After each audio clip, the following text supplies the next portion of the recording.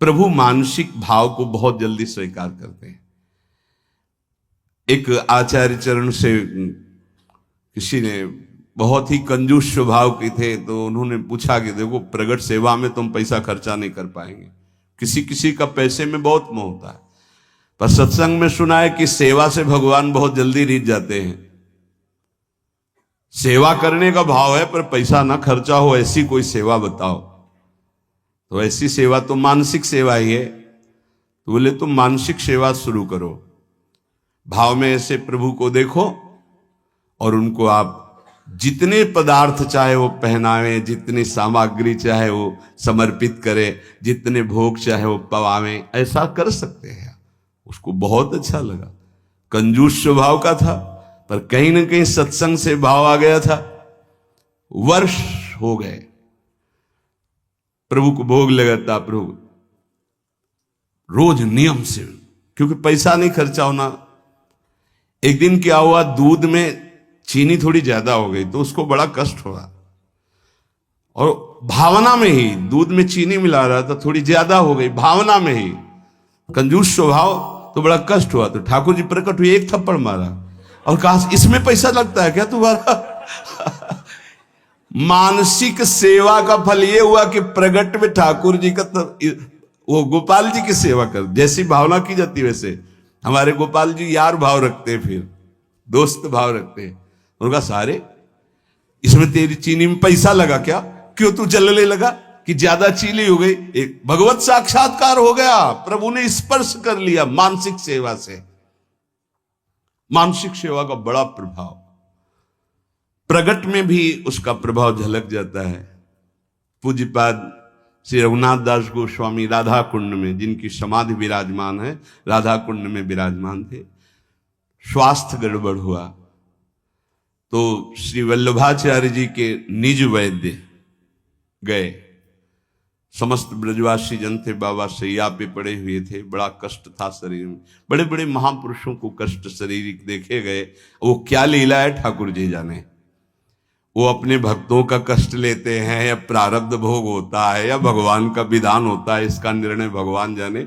निर्णय नहीं किया जा सकता, क्योंकि अगर प्रारब्ध की तरफ देखें तो जब भगवान को समर्पित हो गए तो संचित प्रारब्ध और क्रियमाण इतने बलवान नहीं होते कि भगवान के भक्त को पीड़ा पहुंचा सके। ये भी सिद्धांत समझ में नहीं आता। भगवान अपने भक्त को कष्ट देते हैं, ये भी सिद्धांत समझ में नहीं आता, क्योंकि इतने वात्सल्य समुद्र हैं, वो जन को सुख देते हैं, कष्ट क्यों देंगे?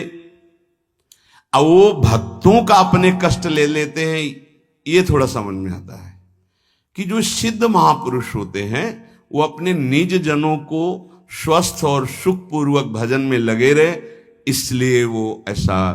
क्योंकि हमें यह समझ में नहीं आता कि इनका कोई प्रारब्ध होगा, क्योंकि वो प्रारब्ध भस्म करने की सामर्थ्य वाले महापुरुषों के शरीरों को कोई प्रारब्ध दंड दे सके, ऐसा समझ में नहीं आता।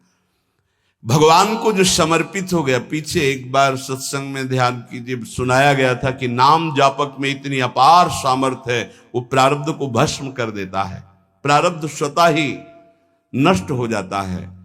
कोई बहुत प्रबल प्रारब्ध हुआ तो वो भी उनकी अनुमति से उनके पास आता है, वो स्वीकार करना चाहे तो आएगा, अन्यथा वो भी भस्म हो जाएगा। बड़े बड़े महापुरुषों के जीवन में कष्ट, थोड़ा भेद खुलता है भाई जी के पावन चरित्र को पढ़ के, कि जब भाई जी को बहुत पीड़ा गुदाद्वार में और बार बार ऑपरेशन, फिर भी ठीक नहीं और भर्ती, तो बाबा को बड़ी पीड़ा हुई कि ऐसा क्या प्रारब्ध भाई जी का। तो श्री कृष्णचंद्र जो प्रगट भय और राधा बाबा से कहा आपका प्रारब्ध है, भाई जी का प्रारब्ध नहीं। बाबा को पता चला है मेरा प्रारब्ध है, तो सीधे भाई जी के पास गए, बोले अच्छी बात नहीं है, आपने ऐसा क्यों किया? बोले क्या? बोले आपने मेरा प्रारब्ध क्यों ले लिया? अरे बोले व्यर्थ की बातें क्यों करते हो? बोले अब बहाना नहीं चलेगा, स्वयं ये परम तत्व से बताई गई बात है, ये किसी और की बात नहीं, उन्होंने बताया कि तुम्हारा प्रारब्ध है। उनका बाबा हमको इससे कोई फर्क नहीं पड़ता, और आपकी जो अनुष्ठान पद्धति इसमें फर्क पड़ जाता, इसीलिए प्रभु की इच्छा से इसको। तो ये बात समझ जाती कि बड़े बड़े महापुरुष अपने जनों का ऐसा लीला पूर्वक स्वेग नहीं, ऐसे जो ब्रह्म स्वरूप महापुरुष हैं उनका क्या प्रारब्ध है। आकर नाड़ी पकड़ी, मानसिक सेवा की आपको बात बता रहे, पूज्य श्री रघुनाथ दास गोस्वामी जी की नाड़ी पकड़ी, आपने कढ़ी चावल ये प्रसाद ज्यादा पा लिया, किसी में आता है खीर ज्यादा पा लिया।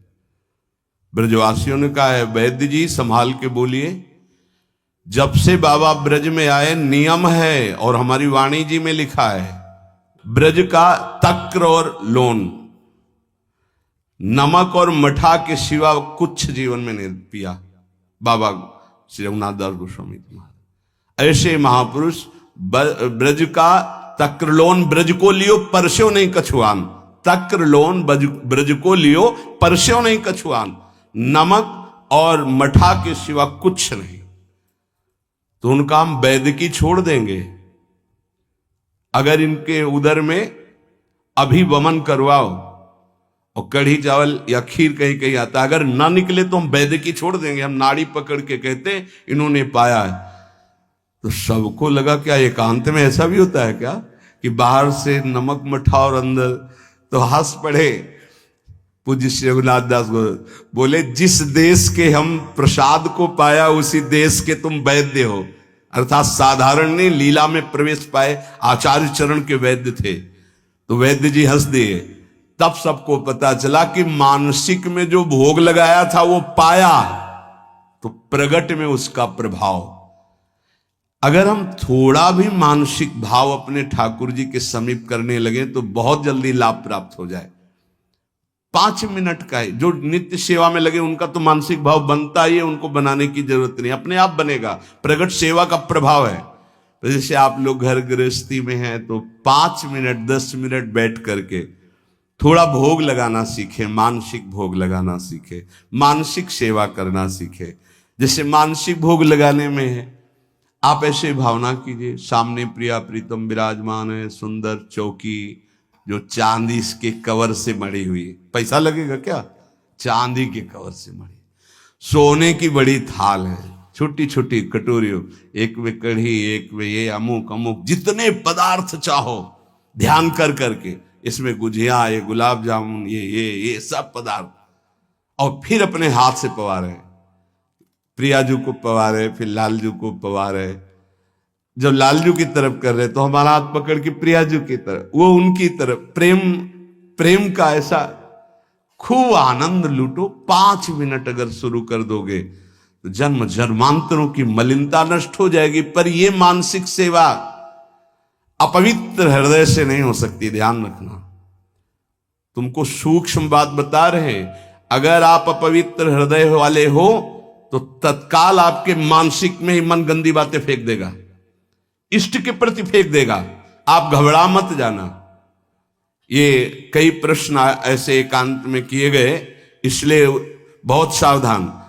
अपवित्र हृदय होने के कारण जब आप श्यामा श्याम को मानसिक सेवा, तो वो गंदी बात फेंकेगा, बिल्कुल घबराना नहीं, वो गंदगी निकल, वो भले श्यामा श्याम के प्रति ही फेंके, आप डरना नहीं कि अरे अब तो हमको नरक मिलेगा, मैं बहुत पापी हूं, कुछ नहीं।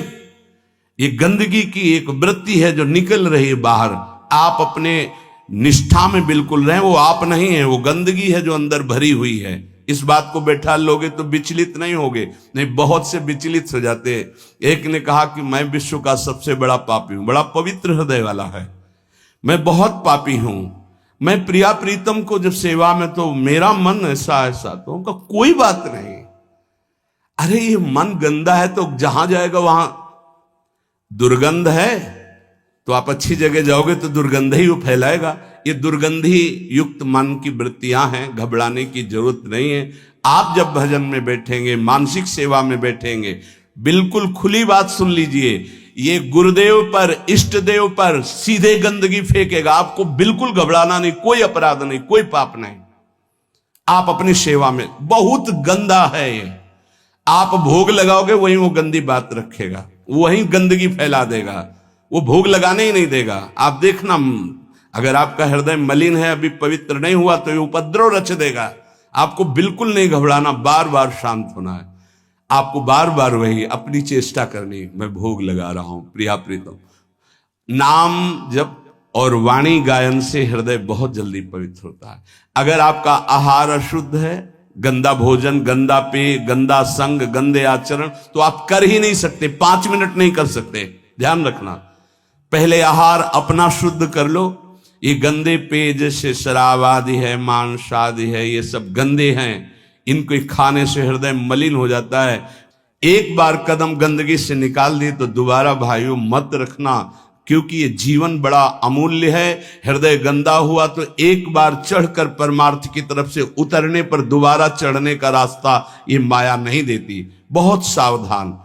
5 मिनट में तुम्हें जो प्राप्त होगा 24 घंटे साधन करने पर नहीं प्राप्त होगा। ध्यान रखना, इतना प्रभाव है मानसिक सेवा का। इसलिए कभी हम मानसिक सेवा का आदेश नहीं करते कि घबरा जाओगे, मन गंदगी फेंकेगा। आप प्रगट सेवा में लगे तो मानसिक सेवा में प्रवेश हो। पर हम फिर लगने लगा कि साहस बनाना चाहिए। 5 मिनट आप ऐसा करें, जैसे अपने लोग जब एकांत शांत समय होता है तो शांत बैठ गए और सेवा प्रारंभ हो गई। ऐसी सेवा प्रारंभ हो। क्या जाता है, सुंदर कुंज सजाया, सुंदर फूलों के गुच्छे टांग दिए, सुंदर सैया सजाई, देख रहे हैं निकुंज से गलवैया दिए, पिया प्रीतम आए और हमारी तब मुस्कुरा करके देखे, सेवा स्वीकार की, उस पर बैठ गए। अब जो मन आवे सो करो, मन आवे नाचो, मन आवे गावे, मन आवे भोग लगाओ, मन आवे उनको उनकी लीला सुना रहे, उनका श्रृंगार कर रहे हैं, उनके आगे नृत्य कर रहे हैं, गा रहे। देखना, अगर रोना ना आ जाए तो कहना, आनंद की उमगन आ जाएगी। 1 पैसा नहीं लगता इसमें। और प्रगट सेवा का सही माने में फल आएगा तो मानसिक सेवा सिद्ध हो जाएगी। फिर आपको ऐसा नहीं लगेगा मैं भावना कर रहा हूं, साक्षात दिखाई देंगे प्रिया प्रीतम आ रहे। प्रियाजू की कृपा प्राप्ति उसी को होती है जिसको रसिक संग मिलता है। कहो कृपा उपजय के भांति रसिकन संग फिरो दिन। वृंदावन की स्पष्ट कृपा का फल है किसी भगवत प्रेमी, प्रिया प्रीतम के प्रेमी महात्मा का संग मिल जाना। उस संग का फल है नितिक धर्मिन संग तो रंग बढ़त नित नित सरस, नित नित प्रेम अभंग। यह जो कृपा हरिवंश की, निश्चित उसके हृदय में प्रेम जागृत हो जाएगा जो प्रियालाल के प्रेमी का संग करेगा। क्योंकि प्रेमी जनों के संग से प्रिया प्रीतम के चिंतन की बात अधिक आती है। बाहरी देखो, ये जो दान पुण्य लेन देन, ये व्यापार दुनिया का है, ये केवल अभिमान छुड़ाने के लिए बात समझो। इससे भगवत प्राप्ति नहीं होती। हमारी बात मान लेना। तुमने जो मैंपन रखा है भोगों में, शरीर में, नाना प्रकार के विषयों में, संपत्ति में, उस मैंपन को छुड़ाने के लिए शास्त्राज्ञा। अगर तुम्हारे अंदर ये भाव आ गया कि सब प्रभु का है, तो हम कह रहे हैं कि कुछ लेने देने की जरूरत नहीं। प्रभु इससे नहीं प्राप्त होते। अगर प्रभु की प्राप्ति की बात आती है तो चिंतन से आती है। और सबसे कठिन बात है प्रभु का चिंतन कर लेना। अध्यात्म ये नहीं सिखाता कि आप ये करें। अध्यात्म सिखाता है कि आप ऐसे चिंतन करें, आप देह भाव छोड़ें, आप नाना प्रकार के विकारों का त्याग करें, अन्य चिंतनों का त्याग करें। अध्यात्म का स्वरूप यह है जिससे भगवत प्राप्ति होती है। और ये न सुनना चाहता कोई, न चलना चाहता है। आज का समाज ऐसा है कि आप बोलो कितना चाहिए, आप करो भजन और तपस्या, और हम भोगें भोग और सुरक्षा आप हमारी भजन से करते रहिए। ये विचारधारा है। कैसे भगवत प्राप्ति होगी, कैसे निर्विकार होंगे, ये तो कोई लाखों में 1-2 ऐसे हैं जो इस बात को समझे। लाखों में कोई 1-2 ऐसे मिलेंगे कि जिनके हृदय में ये बात हो कि मुझे अब संसार से मुक्त होना है, भगवत प्राप्ति करनी है। इस जगत का, शरीर का चिंतन छूट जाए और श्यामा श्याम का केवल चिंतन रह जाए, यही नाम है भक्ति, यही नाम है प्रेम लक्षणा भक्ति का। आपका चिंतन केवल प्रियालाल का ही हो, नाम का, रूप का, लीला का, धाम का। और ये तभी हो सकता है जब ये बातें आपके जीवन में हो। गुरु का अंग, जो साधु का संग, नाम का रंग, विवेक का अभंग, तो प्रभु में दृढ़ विश्वास और निरंतर चिंतन अपने आप होने लगेगा। गुरु का अंग, तन ही राख सत्संग में। हर समय तुम्हें गुरु के सानिध्य में रहना होगा, चाहे आप 1000 किलोमीटर यहां से दूर हो। आपकी दिनचर्या और आपके दिमाग में बसा रहना चाहिए कि मेरे गुरुदेव की क्या आज्ञा है, उसके विपरीत कोई आचरण नहीं तो गुरु का अंग आप स्वीकार किए हैं। अंग का तात्पर्य है उनके बिल्कुल सानिध्य में रहना। हर समय गुरु के सानिध्य में रहा जाता है। हर समय गुरु दिमाग में बैठे रहते हैं, यहां बैठे रहते हैं। थोड़ी सी भी कोई चूक होनी होती है तो उनकी भ्रकुटी दिखाई देती टेढ़ी। गुरुदेव ने मना किया, ये कार्य नहीं करना। कहीं भी रहो, 1000 किलोमीटर दूर रहो, आप गुरु के पास ही मान। और नजदीक रह रहे हो, गुरु की आज्ञा का पालन नहीं करे हो, नजदीक नहीं माना। गुरु का अंग और साधु का संग, सत्संग। हमारी वृत्ति भी सत हो, हमारे आचरण भी सत हो, हमारा चिंतन सत हो तो सत्संग हो रहा है। यहां बैठे इसके बाद गंदे विचार गंदे आचरण तो आप सत्संग नहीं करें। खलऊ करें भरी पाई सुसंगु और मिटई न मलिन स्वभाव भंगु, वो सत्संगी नहीं कहा जाएगा। नहीं, लोग कहते हैं हम 20 वर्ष से सत्संग कर रहे हैं, ना स्वभाव बदला न जीवन बदला। उसका कारण है कि आप सत्संग नहीं करते। सत्चर्चा में बैठ गए पर सत्संग नहीं करते। सत्संग स्वयं से होता है। हमारी एक एक वृत्ति सत, हमारे आचरण सत, हमारा विचार सत, तो सत्संग। गुरु का अंग और सत्संग और नाम का रंग। निरंतर नाम चलना चाहिए, ये अभ्यास करो। बहुत छाती जलनी चाहिए जब नाम छूटे। नाम छूटा कोई जलन नहीं, भोग छूटे संसार का राग छूटे ये जलन का विषय हो जाता है। ए सावधान, नाम का रंग, एक क्षण के लिए भी नाम न छूटे। और विवेक अभंग, हर समय ये विवेक जागृत रहना चाहिए कि ये तुम्हारा शरीर नहीं है, ये छूटेगा। ये मकान छूटेगा, दुकान छूटेगी, बैंक बैलेंस छूटेगा, व्यवहार छूटेगा, पद छूटेगा, तुम्हारे साथ इनमें से एक भी नहीं जाएगा। विवेक जागृत रहना चाहिए। भगवान नाम जाएगा, सत्य विचार, सत्य विवेक, सत्संग, ये आपको भगवत प्राप्ति कराएगा। अनेक जन्मों के जब पुण्य एकत्रित होते हैं तब साधारण भक्ति शुरू होती है। घर गृहस्थी में जैसे साधारण कुछ 40 आप पढ़ ले, कुछ पूजा, ये अनेक जन्मों के जब पुण्य एकत्रित होते हैं, कई जन्मों की जब ऐसी भक्ति होती है तब श्री कृष्ण की तरफ आकर्षण होता है। जन्म जन्मांतर सहस्त्राणाम कृष्णे भक्ति प्रजायते। साधारण भक्ति कई जन्मों से होती चली आई, तब जाके कृष्ण भक्ति मिलती है। और कृष्ण भक्ति से जब श्री कृष्ण प्रसन्न होते तब राधा नाम और राधा चरणारविंद की भक्ति मिलती है। ये परम विश्राम स्थल है। पर इस भक्ति में विषयाशक्ति बहुत बाधक है, क्योंकि ये सीधे प्रेम भक्ति है वृंदावन की। बिना विषयाशक्ति नष्ट हुए भगवत प्रीति का प्रादुर्भाव नहीं होता। जब तक प्रीति नहीं तो प्रिया प्रीतम बहुत पराये लगते हैं। देखो श्यामा श्याम लगता है तुम्हारे, अभी किसी रिश्तेदार का नाम, पुत्र का नाम, परिवार, तुरंत हृदय के हाँ मेरे। अगर राधा नाम, प्रिया प्रीतम का नाम सुनते ही जैसे किसी रिश्ते नाते, पुत्र पति आदि की कोई बात करे तो एकदम लगता मेरे। ऐसे जब इतना ही लगने लगे मेरे तो समझो कि अब कुछ रंग आ रहा है। लेकिन प्रभु की बात तो पराई जैसी लगती, संसार की बात अपनी लगती है। इसीलिए एक और संपूर्ण संसार के संबंध भोग और एक और प्रिया प्रीतम है। चयन करो तुम किससे प्यार करते हो, संसार के संबंधों से या प्रिया प्रीतम से। अगर प्रिया प्रीतम से तो तुम्हें संसार के संबंधों का अंदर से त्याग करना होगा। ये बहुत सहजता से हो जाएगा यदि साधु संग होता रहा, बहुत सहजता से वहीं रहोगे।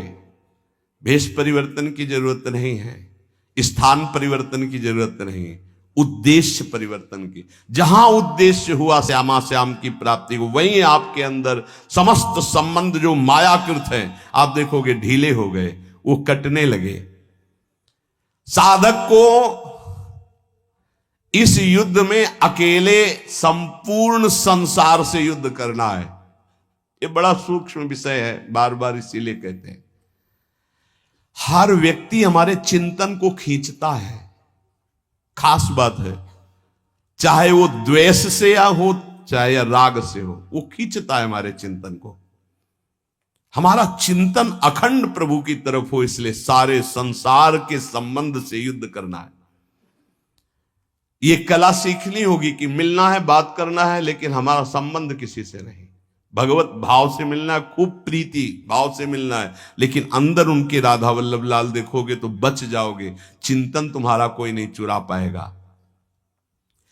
आरंभ में साधक को बहुत दुखद महसूस होता है सांसारिक संबंधों का त्याग करना, परंतु बाद में वो नाच पड़ता है कि भगवान ने मुझे मोह जाल से छुटा दिया। ये मोह केवल बातें करने से नहीं जाएगा। आजकल बातें करने वाले लोग बहुत मिल रहे हैं। पूज्यपाद बाबा कह रहे हैं, जिसको देखो ज्ञान की बातें कर रहा है, लेकिन मोह का त्याग करके ज्ञान में स्थित होना या भक्ति में स्थित होना केवल भजन से होगा, केवल भजन से। जितना भजन करोगे उतना ही बात बनेगी। बारी मथे घृत होए बरु सिकता ते बरु तेल, बिनु हरि भजन न भवतरी या सिद्धांत पेल। भजन का जिसके जीवन में 4 बातें हैं, उसका पूरा भजन होगा, सही भजन होगा। पहला, भगवान के नाम का निरंतर जप करने का अभ्यास। दूसरा, भगवान के प्रेमी जनों के चरित्रों का चिंतन करना। बहुत जल्दी भक्ति पुष्ट होती है भक्तों से। हरि को निज यश ते अधिक, भक्तन यश पर प्यार।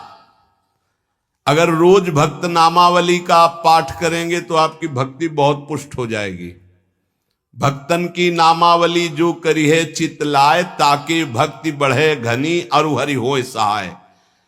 और सबसे बड़े विघ्न विनाशक भक्तों के नाम कीर्तन है। कई बार कहा है, यदि आप अपने घर से कहीं यात्रा करें तो पहले 5 भक्तों का तो स्मरण कर ही लें, कभी विघ्न नहीं पड़ेगा। लिख लो कागज में, कभी विघ्न नहीं पड़ेगा।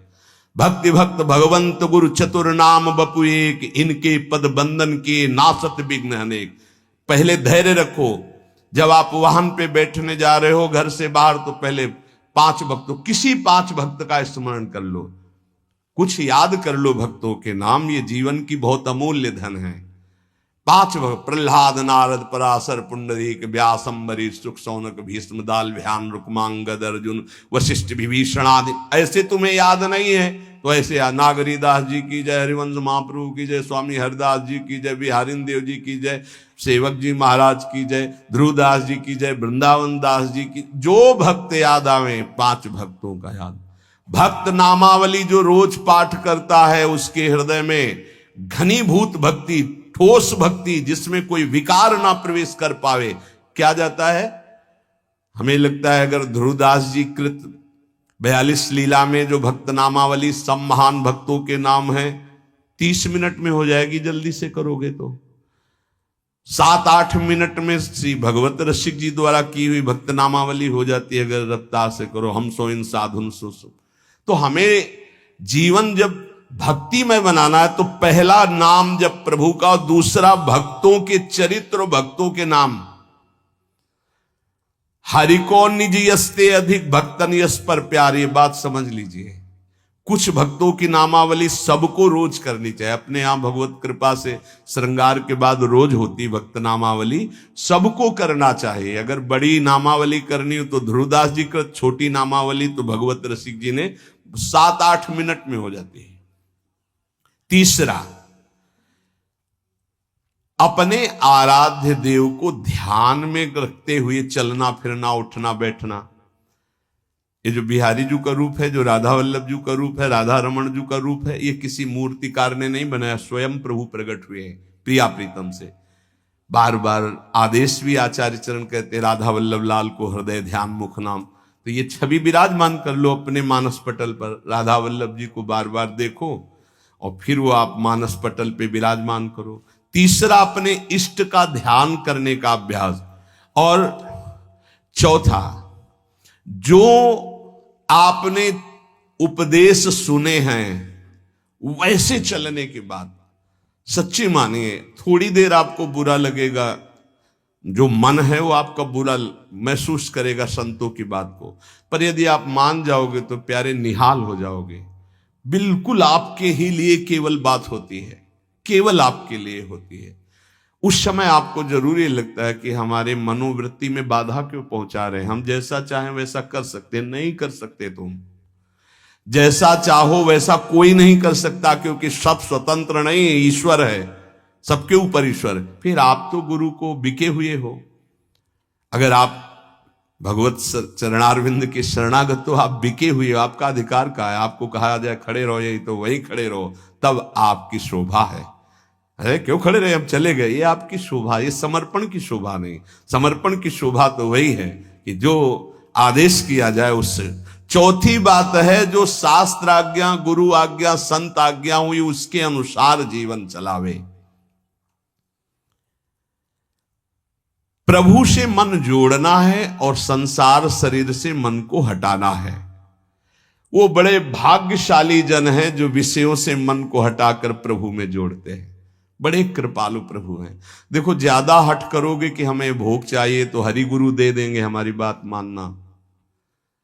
वो ये कहते जाएंगे कि ये जहर है, इसे मत खाओ, पर ज्यादा आप कहोगे तो हरि प्रसाद कुछ दुर्लभ नहीं, वो इसलिए दे देंगे कि एक बार देखो तुम संसार के अभी थपेड़े खाओ, फिर तुम्हें पता चलेगा। जब तुम कहोगे नहीं चाहिए तो एक सेकंड में ऊंचाई पर वो बैठाल देंगे।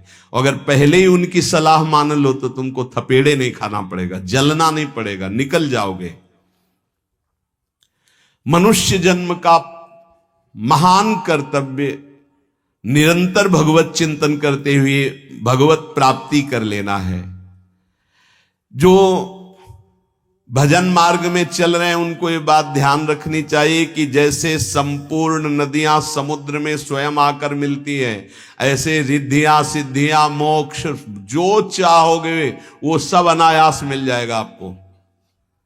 ऐसा न समझो कि भजन करने वालों को केवल दुख ही मिलता है। जैसी द्वारिकापुरी वैसी सुदामापुरी। भजन करने में थोड़े दिन पाप नष्ट करने के लिए जलना पड़ता है, फिर तो महान आनंद है। जैसे संपूर्ण नदियां बिना इच्छा के समुद्र के पास जा रहे हैं, ऐसे बिना इच्छा के संपूर्ण वैभव, रिद्धियां, सिद्धियां सब आ जाएंगी। आप भजन को न छोड़ें। जैसे गंगा जी में मिलकर के सब कुछ गंगा जल हो जाता है, ऐसे ही आपका सब कुछ मन, बुद्धि, देह, चित्त सब भगवत स्वरूप हो जाएगा। जिस समय भगवत चिंतन करते करते तदाकार वृत्ति हुई, शरीर भी परिवर्तित हो जाता है। देखो, दूसरा शरीरधारी कीड़ा दूसरी जाति का दूसरे शरीर का लाके भृंगी अपने घरौंदे में पैक करता है और उसको ऐसे डंक मारता है और वो उसका भयवश चिंतन करते करते उसी शरीर से भृंगी कीड़ा बन जाता है। तो तुम प्रेम से चिंतन करते करते अगर भगवदाकार हो गए तो तुम्हारा देह भी ब्रह्म स्वरूप हो जाता है। जो भगवत प्रेमी महात्मा है उनका शरीर चिदानंद में होता है, पांच भौतिक भाव खत्म हो जाता है, उनका शरीर भी ब्रह्म स्वरूप हो जाता है। ये बात श्रद्धाहीन तर्कवादियों को समझ में नहीं आएगी, ये श्रद्धावान को समझ में आएगी कि शरीर भी ब्रह्म रूप हो जाता है। अतः निरंतर नाम जप के अभ्यास बल से राग द्वेष रहित होकर के विधि निषेध रूपी भवसागर से पार हो जाओ। लोग पूछते हैं कि हमें भगवान कैसे मिलेंगे, हम पूछते हैं कि ईमानदारी से भगवान को चाहते हो तुम कि मिलना। एक दिन एकांतिक में ऐसे कहा था कि अगर सच्चाई से वृंदावन में बैठे हो, कहा जाए कि अभी तुमको वैकुंठ ले चलते हैं, तुम्हारा शरीर छोड़ना होगा, मरना होगा तुमको, अभी चलो, कहे तैयार होंगे। बहुत भगत होंगे, श्रद्धावान होंगे तो कहेंगे एक हफ्ते, एक महीने का समय दे दीजिए, घर में पूरी लिखा पढ़ी करके सब आ जाएंगे, फिर आप ले चलो। प्रेमी तो मरकर भगवत मार्ग में चलता है, उसका किसी से कोई आंतरिक राग नहीं होता। बाबा कह रहे कौन चाहता है भगवान से मिलने की, जिसके अंदर चाहत पैदा हो गई उसको ये पांच चीजें अच्छी नहीं लगती, विषय भोग, निद्रा, हंसी, जगत प्रीति बहुबात। अगर ये अच्छा लग रहा है तो नाटक कर रहे हो, मिलने की चाह पैदा नहीं हुई है। ये चार बातें बड़े पुण्य से किसी महान हृदय में जागृत होती है। भगवत भक्तों का भगवान से भी बढ़कर आदर करना और सब साधनों से श्रेष्ठ भगवान नाम में दृढ़ विश्वास प्रीति हो जाना। दूसरा, सबसे पहला है भगवत भक्तों में मोते अधिक संत कर लेखा। भगवान के सातों सब मुहिमे जग देखा, मोते अधिक संत जाने संत अनंत समाना। भगवान नाम के बराबर कोई साधन नहीं, ये दूसरा। भगवत सेवा के बराबर कोई सिद्धि नहीं, तीसरा। और भगवान के प्रेम के बराबर कोई साधना का फल नहीं। भगवत प्रेम इस समस्त साधना का।